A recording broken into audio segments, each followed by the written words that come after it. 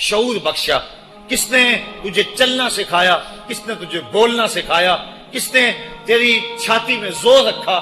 آج تو کڑیل جوان ہے، آج دولت کے انبار تیرے پاس ہیں، آج تو چودھری ہے، آج تو خان صاحب ہے، آج تو بہت بڑا عالم ہے، آج تو مفتی ہے، آج تو پیر ہے، آج تو منسٹر ہے، آج تو ناظم ہے، آج دنیا تیری باج گزار ہے، آج تیرے دماغ میں وہ قوت رکھ دی گئی کہ دنیا کو تو انگلیوں پہ نچا رہا ہے۔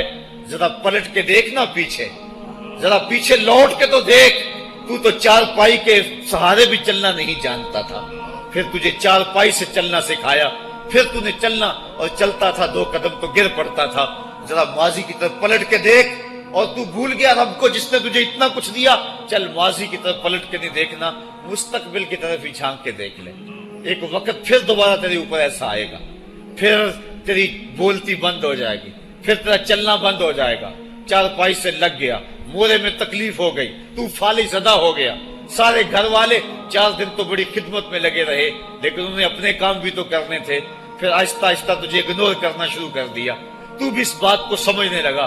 پھر وہ وقت بھی آیا کہ تیری چار پائی کو اندر سے اٹھا کے برآمدے میں رکھ دیا کہ بابا کھانستا ہے، بچے ڈسٹرب ہوتے ہیں، جراثیم پھیلتے ہیں، اب نوکر تجھے روٹی دینے لگا۔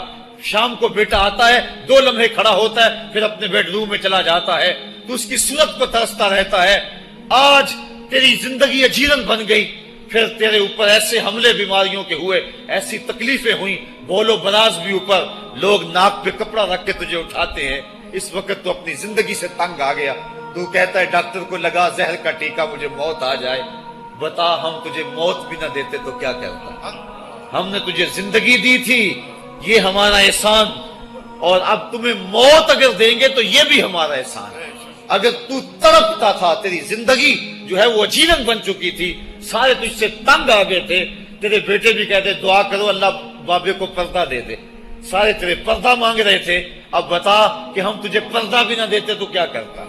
ثم اماتہ فاقبرہ، شکر کر ہم نے تجھے موت عطا کر دی، فاقبرہ، اور پھر اس کے بعد تجھے قبر دی۔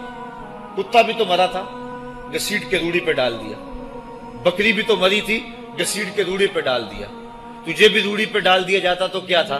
لیکن کہا نا یہ میرا شاہکار ہے، پہلے سے غسل دو، بیری کے پتے بھی ڈال لینا، صفائی خوب ہو جائے، اس کو چٹے لباس کا کفن دو، اس کے سند سند پہ خوشبو ملو، اس کو سلگھاؤ، خوشبوئیں سلگھاؤ، اس کو خوبصورت چارپائی پہ ڈالو، اس کے اعضائے سجدہ پہ مشک ملو، اور اس کی جو ہے وہ چارپائی کے دائیں بائیں پھول رکھو، اور اب سارا زمانہ تیرا منہ دیکھنے آ رہا ہے، ذرا سوچ تیرا منہ دکھانے کے قابل ہے؟ اور پھر کہا اب اس کو اٹھاؤ قبرستان میں لے چلو، زمانہ آ گیا، تو آج دولہا بنا ہوا ہے اور زمانہ تیری برات بنی ہوئی ہے، اور کہا کہ ایک آدمی نہ اٹھائیں، اس کا پروٹوکول ہے، اس کو 4 آدمی اٹھائیں، کندھا بھی بدلتے رہیں، کہا زیادہ تیز بھی نہ چلنا، میرے شاہکار کو کہیں جھٹکا نہ لگے، اور پھر تیرا پروٹوکول امام کعبہ بھی ہو تو وہ پیچھے ہے، تیری لاش آگے۔ تو نے ہمارے ساتھ کیا کیا، ہم نے تیرے ساتھ کیا سلوک کیا؟ یا ایھا الانسان ما غرک بربک الکریم، ہم نے کہا اس کے لیے چھوٹا سا گھر بنا دو، اور اس کے اندر پردے میں اس کو رکھ کے اوپر سے مٹی ڈال دو، اوپر پھول ڈال لو، اور پھر اتنی دیر تک کھڑے رہو جتنی دیر تک اونٹ کو ذبح کرتے ہیں، اس کی کھال ادھیڑتے ہیں، اس کا گوشت بناتے ہیں، پھر اس کو تقسیم کرتے ہیں، اور پھر آؤ تو دعائیں شروع کر دو، کبھی کل کی محفل سجا دو، کبھی 10ویں کی، کبھی چہلم کی۔ اے انسان، تیرے ساتھ جو کچھ ہوا لوگوں کی نظروں کے سامنے تجھے رسوا تو نہیں کیا میں نے؟ یا ایھا الانسان ما غرک بربک الکریم، ذرا پیچھے پلٹ کے دیکھ لے، نہیں تو آگے جھانک کے دیکھ لے، تجھے کبھی تو شرم آئے گی، تو کہاں بھٹک گیا، کہاں بہہ گیا۔ آ جا اس کریم رب کی طرف جو 70 ماؤں سے زیادہ پیار کرتا ہے۔ آنا تو نے ہے ہی، آج نہیں تو کل آئے گا، تو کل جو پھر کفن میں منہ چھپا چھپا کے آتا پھرے گا، آج کھلے منہ ہی آ جا۔ آج میری رحمتیں تیرا بڑھ بڑھ کے استقبال کر رہی ہیں۔ روبی بن حراش ایک بزرگ ہوئے اور تابعی ہیں، تابعی وہ تھا جس نے صحابی کو دیکھا ہو، ساری زندگی ان کے چہرے پہ مسکراہٹ نہیں آئی، وہ کہتے تھے کیا خبر میرا انجام کیا ہوگا۔ شیخ سعدی فرماتے جب تو دنیا پہ آیا تھا نا تو روتا تھا، یہ سارے ہنستے تھے۔ بچہ جب پیدا ہوتا ہے تو اور اس کا رونا اس کی زندگی کی دلیل ہے۔ جب تک بچہ چیختا نہیں سارے پریشان ہوتے ہیں، آواز نہیں آ رہی، پتہ نہیں زندہ ہے کہ جو ہے وہ گوشت کا لوتھڑا ہے۔ جب بچہ چیختا سارے خوش ہو جاتے ہیں، مبارکیں دیتے ہیں، مٹھائیاں بانٹتے ہیں۔ تو اس کا رونا اس کی زندگی پہ دلیل۔ شیخ سعدی فرماتے جب تو آیا تھا تو روتا تھا، یہ ہنستے تھے۔ ایسے زندگی گزار تو ہنستا ہوا جائے، یہ روتے رہ جائے۔ یہ نہ ہو کہ روتا آیا تھا روتا ہی جانا پڑے تجھے۔ روبی بن حراش ساری زندگی نہیں مسکرائے، فرماتے تھے کیا خبر میرا انجام کیا ہوگا۔ وقت بیتتا گیا، آخر میں فوت ہو گئے۔ ان کا بھائی ربی بن حراش غسال کو بلا لایا کہ میرے بھائی کو غسل دو۔ غسال جب غسل دینے کے لیے داخل ہوا تو فوراً باہر پلٹ آیا۔ ربی پوچھنے لگا کیا ہوا ہے؟ کہا یار تیرا بھائی بڑا عجیب ہے۔ کہا ہوا کیا ہے؟ کہا نحنو نغتسلہ وہو یتبسم، ہم اسے غسل دیتے ہیں وہ آگے سے مسکراتا ہے۔ کہا اس نے قسم کھائی تھی جب تک اپنا اچھا انجام نہیں دیکھوں گا نہیں مسکراؤں گا۔ اس کو امام ابو نعیم نے حلیہ میں لکھا، روز الانف کے اندر امام سہیلی نے لکھا، قاضی ایاز مالک اندلسی نے شفا میں لکھا، اور اسی کو امام جلال الدین سیوطی علیہ رحمہ نے جو ہے وہ الخصائص الکبریٰ میں لکھا۔ کہا یا تیرا بھائی بڑا عجیب ہے، ہم اسے غسل دیتے ہیں وہ آگے سے مسکراتا ہے۔ تو اس نے قسم کھائی تھی جب تک اچھا انجام نہیں دیکھوں گا نہیں مسکراؤں گا۔ آج اس نے اپنا اچھا انجام دیکھ لیا تبھی تو مسکرا رہا ہے۔ 12 لوگوں کے 2 گروہ بن گئے۔ ایک کہنے لگے کہ یار یہ ویسے گڑی ہوئی بات ہے، بلا کوئی بندہ مرنے کے بعد بھی مسکرا سکتا ہے۔ ایک گروہ کہتا ہے یار بندہ بڑا اچھا تھا، ہو سکتا ہے کہ مرنے کے بعد مسکرایا ہو، زندگی تو اس نے دکھ سے گزاری لیکن بعد میں تو سکھ ملا ہوگا۔ اتنے میں انہیں غسل دے دیا گیا اور لوگ اکٹھے ہو کے ان کے گھر آ گئے۔ انہیں کفن دے کے پٹڑے پہ ڈال دیا گیا۔ ربی بن حراش نے جب لوگ باتیں کر رہے تھے، کوئی کہہ رہا تھا صحیح ہے کوئی کہتا ہے غلط تھا، تو اس نے کفن سے ہاتھ باہر نکالا اور لوگوں کو کہا السلام علیکم۔ لوگوں نے کہا وعلیکم السلام، اتتکلم بعد الموت، عجیب بات ہے مرنے کے بعد باتیں کر رہے ہو۔ قال نعم اتکلم بعد الموت، کہا ہاں ہاں میں مرنے کے بعد ہی باتیں کر رہا ہوں۔ عرش فرش تے بانگا ملیاں تے مکے پہ گیا شور، بلے شاہ سا مرنا نہیں تے گور پہ آ کوئی ہور۔ فَلَنُحْيِيَنَّهُ حَيَاتًا طَيِّبَةً، ان کو حیات طیبہ بخش دی جاتی ہے جو اللہ کے نام پہ اپنی زندگی گزار دیتے ہیں۔ میرا رب کہتا ہے کہ میں ان کو مرنے نہیں دیتا، ان کو ستھری اور پاکیزہ زندگی دیتا ہوں۔ اور اقبال کہتا ہے فطرت ہستی شہید آرزو رہتی نہ ہو، خوب تر پیکر کی اس کو جستجو رہتی نہ ہو۔ موت کو سمجھا ہے غافل اختتام زندگی، یہ ہے شام زندگی صبح دوام زندگی۔ تو کہا ہاں ہاں مرنے کے بعد باتیں کروں۔ لوگوں نے کہا بتا پھر تیرے رب نے تیرے ساتھ سلوک کیا کیا؟ تو ربی جو فوت ہو چکا ہے کہتا ہے استقبلنی ربی غیر غضبان واستقبلنی بروح و ریحان۔ کیا پوچھتے ہو، اس کے قدرت والے چہرے پہ کوئی غصہ نہیں تھا، اس نے روح و ریحان کے پھولوں کے ہار میرے گلے میں ڈالے۔ لوگوں نے باتیں پوچھنا شروع کر دی، موقع مل گیا ایک مردہ بول پڑا، کوئی ادھر کی پوچھ رہا ہے کوئی ادھر کی پوچھ رہا ہے۔ امام ابو نعیم لکھتے ہیں کہ جب لوگوں نے سلسلہ کلام طویل کر دیا تو ربی بن حراش نے کہا اجلوا بی ولا تؤخروا بی لان ابا القاسم ينتظر علی الصلاۃ، دیر نہ کرو مجھے جلدی جلدی قبرستان میں لے جاؤ، تم مجھے باتوں میں لگا رہے ہو، امام الانبیاء میرے جنازے کا انتظار فرما رہے ہیں۔ لوگوں نے جنازہ پڑھا اور اپنے گھروں میں آنے کی بجائے سیدھا ام المومنین حضرت عائشہ صدیقہ رضی اللہ تعالی عنہا کی چوکھٹ پہ چلے گئے اور جا کے سارا ماجرا کہا۔ وہ ابھی باقاعدہ حیات تھی۔ کہا ایک آدمی نے مرنے کے بعد یوں باتیں کی ہیں، آپ اپنی رائے بتائیں کہ یہ کیا ہو سکتا ہے۔ تو ام المومنین رضی اللہ تعالی عنہا نے فرمایا تم کیوں پریشان ہو گئے ہو، میرے سرتاج آقا فرما گئے ہیں کانا رجل من امتی یتکلم بعد الموت، میری امت میں ایسے مرد بھی ہوں گے جو مرنے کے بعد باتیں کیا کریں۔ تو وہ لوگ جنہوں نے اپنی زندگی اللہ کے نام لگا دی اور اس کے ذکر کے نام لگا دی، وہ مرنے کے بعد بھی ابدی اور سرمدی زندگی پاتے ہیں۔ اور جو لوگ اللہ سے بے بہرہ ہیں، اس کی خشیت سے جن کا سینہ خالی ہے اور دین کا چراغاں جن کے سینے میں نہیں ہے، وہ چلتے پھرتے بھی مردہ ہیں۔ ان کے سینے میں دھڑکتا ہوا دل تو ہے لیکن تمانیت کا نور اس میں نہیں رکھتے ہیں۔ وہ دھرتی کے اوپر چلتے تو ہیں لیکن دھرتی کا بوجھ ہیں، لیکن یہ لوگ وہ دھرتی کی چھاتی میں ہیں لیکن دھرتی کا وقار ہے۔ ان کی قبروں سے بھی زندگی پھوٹ رہی ہے اور ضیائیں پھوٹ رہی ہیں۔ میں جب بھی کبھی لاہور گیا ہوں تو ایک منظر مجھے اپنی طرف کھینچتا ہے، جب میں دریائے راوی کے اس پار ہوتا ہوں تو میں ایک قبر دیکھتا ہوں جس پہ حسرتیں برس رہی ہیں۔ وہ بر صغیر کا مطلق العنان حکمران، جس کی کے اشارہ ابرو سے ہندوستان کی تقدیر بدلتی تھی، آج چند تاش کھیلنے والی ٹولیاں اس کی قبر پہ بیٹھی ہیں۔ اس کی محبوب بیوی جو بادشاہ کے پیچھے بیٹھتی تھی اور پردہ پیچھے لٹک رہا ہوتا، بادشاہ کا کوئی فیصلہ اسے ناگوار ہوتا، پیچھے سے وہ کمر ٹھونکتی، بادشاہ فیصلے بدل لیتا۔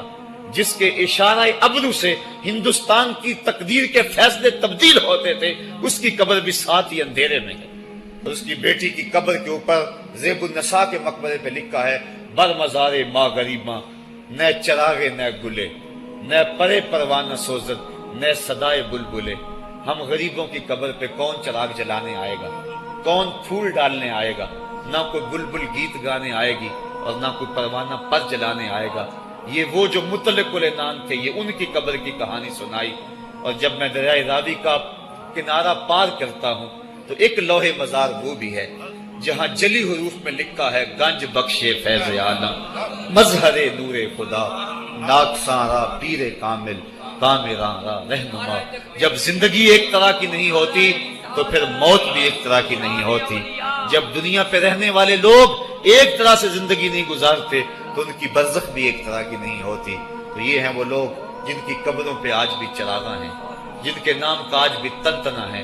1000 سال گزر گئے، ان کی نسبی اولاد تو کوئی نہیں ہے، انہوں نے تو شادی بھی نہیں کی تھی، لیکن اس کے باوجود دن کو چلے جاؤ، کڑکتی دوپہر کو چلے جاؤ، برستی بارش میں چلے جاؤ، لمبی رات کی تنہائی میں چلے جاؤ، موسم کی کسی بھی شدت میں چلے جاؤ، حکومتوں کے بدلتے ہوئے ماحول، مارشل لاؤ کی کیفیتیں، جس دور جس حالت میں مرضی جاؤ، آپ کو وہاں میلہ نظر آئے گا، وہاں ہجوم عاشقہ نظر آئے گا۔ ارے میں گسارو سویرے سویرے، خرابات کے گرد پھیرے بپھیرے، کبھی اس طرف بھی گزر کر تو دیکھو، بڑی رونقیں ہیں فقیروں کے ڈیرے۔ تو وہ لوگ جنہوں نے اپنی زندگی اپنے مالک کے نام گزاری، وہی زندہ ہیں، وہ سرمدی اور ابدی زندگی پائے ہوئے ہیں۔ صاحبو، اب میرے اور آپ کے پاس سانسوں کا موقع موجود ہے، ورنہ یہ سانسیں تیزی کے ساتھ پگھل رہی ہیں۔ میں کل امام راضی کو پڑھ رہا تھا، وہ کہتے ہیں، ایک بزرگ فرماتے ہیں، مجھے سمجھ نہیں آ رہی تھی ان الانسان لفی خسر کی، کہ بے شک انسان گھاٹے میں ہے۔ تو میں سوچ رہا تھا کیسے گھاٹے میں ہے، تو کہا کہ مجھے سمجھ اس طرح آئی کہ میں بازار گیا، میں نے ایک شخص کو دیکھا جو پھٹے پہ برف رکھ کے بیچ رہا تھا، اور آواز کیا لگا رہا تھا، ارحمو ارحمو من یذوب راس مالہ، اور رحم کرو اس بندے پہ، اگر تم نے تھوڑی بھی دیر لگا دی اور میرے سے سودا نہ خریدا تو میرا جو راس المال ہے میرا وہ بھی لٹ جائے گا، کیونکہ برف تو میری پگھلی جا رہی ہے، اور اگر تم نے خرید لی میری برف تو میرے پیسے کھڑے ہو جائیں گے، اور اگر تم نے میری برف خریدنے میں دیر کر دی تو جو میں نے پیسے لگائے ہیں میرے وہ بھی پورے نہیں ہوں گے۔ تو وہ کہہ رہا تھا ارحمو من یذوب راس مالہ، وہ کہتے مجھے ان الانسان لفی خسر کی سمجھ نہیں آ رہی تھی، اس کے اس جملے کو سن کے سمجھ آ گئی کہ انسان جلدی جلدی اپنی سانسوں کو گوا رہا ہے، اسے چاہیے کہ جلدی جلدی ان سانسوں سے کام لے لے، ورنہ یہ سانسوں کی برف پگھل جائے گی اور اس کی یہ پونجی بھی برباد ہو جائے گی۔ تو صاحبو، میں اور آپ لمحہ لمحہ موت کے قریب ہو رہے ہیں، لمحہ لمحہ موت کے قریب ہو گئے ہیں۔ آج میں دوپہر کو بیٹھا تھا تو وہ ایک شخص آ کے میاں صاحب کا شعر پڑھنے لگا، دیگر تے دن گیا محمد اوڑک نو ڈب جانا، تو میری نظر چلی گئی، میں نے کہا ابھی تو 10 بجے ہوں گے، تو میں نے کہا صبح کے 10 بھی بج گئے اور پھر 12 بھی بج جانے، پھر ظہر بھی ہوگی، پھر دیگر بھی ہوگی، اور اس کے بعد پھر شام بھی ہو جانی ہے۔ اب ہم دیگر تک تو پہنچ گئے ہیں، اب شام کے تدلکے بھی قریب ہو گئے ہیں، تو یہ دن ڈوب جانا ہے تھوڑی دیر کے بعد۔ یہی مثال ہماری زندگی کی ہے، کوئی دوپہر تک آ گیا ہے، کوئی چاش تک آ گیا ہے، کوئی ظہر تک آ گیا ہے، کوئی عصر تک آ گیا ہے، اور کسی کی زندگی کا سورج بالکل غروب ہونے کے قریب آ گیا ہے۔ صاحبو، پتہ کوئی نہیں کہ ہمارا اگلا قدم کہاں ہے۔ اس سے قبل کہ کوئی حجت باقی نہ رہے، مجھے آپ کو اپنی زندگی پہ نظر ثانی کرنا ہوگی۔ اپنے گناہوں کا اور اپنی نیکیوں کا حساب لگانا ہوگا۔ ایک ترازو تو کل محشر کے میدان میں لگے گا، ایک ترازو ضمیر کی عدالت میں آج ہی لگانا ہوگا۔ ہمیں دیکھنا ہوگا ہمارے پلے کتنے عمل ہیں اچھے، اور جو اچھے عمل ہیں ان میں خلوص والے کتنے ہیں، لوگوں کے دکھاوے والے کتنے تھے، رب کے لیے کتنے عمل کیے اور لوگوں کے لیے کتنے کیے۔ تو پھر ترازو لگا کے ہم نے اپنے اعمال نامے کو آج ہی تولنا ہے اور وزن کرنا ہے، اور اپنی زندگی کو نیکی کا حسن دینا ہے۔ وقت کٹ رہا ہے، زندگی لمحہ لمحہ موت کے قریب ہو رہی ہے، قبل اس سے کہ کوئی حجت باقی نہ رہے، ہم ہاتھ ملتے رہ جائیں، پچھتاتے رہ جائیں تو کیا فائدہ ہوگا۔ بلکہ میں نے تو پڑھا کتابوں میں، علماء لکھتے ہیں قیامت کے دن تو نیکوکار بھی پچھتائیں گے۔ بدکاروں نے تو پچھتانا ہی پچھتانا ہے، نیکوکار بھی پچھتائیں گے۔ بدکار تو اس لیے پچھتائیں گے انہوں نے اتنے گناہ کیوں کیے، تو نیکوکار کیوں پچھتائیں گے؟ جب وہ اپنے اچھے اعمال کی جزا دیکھیں گے تو وہ پچھتائیں گے، ہائے جو چند لمحے ضائع ہو گئے وہ بھی کیوں ضائع ہو گئے، وہ بھی میں نے کیوں برباد کر دیے، وہ بھی اس راستے پہ ڈالے ہوئے ہوتے۔ تو آج مجھے آپ کو موقع ہے، دیکھیں قبریں، کتنی قبریں جو ہیں وہ ہمارے کتنے ملنے والے، ذرا نظر دوڑائیں نا، آج ہم کتنوں کو کندھوں پہ اٹھا کے قبرستان چھوڑائے ہیں۔